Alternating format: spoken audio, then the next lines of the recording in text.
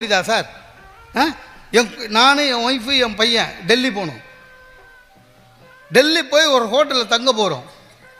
நமக்கு நம்ம மூளை இருக்குல்ல சார், நிறைய விஷயம் படிக்கும். ஆனால் நினைப்பு இல்லை, எப்போ நினைக்கணுமோ அப்போ நினைப்பு கரெக்டாக வரும்.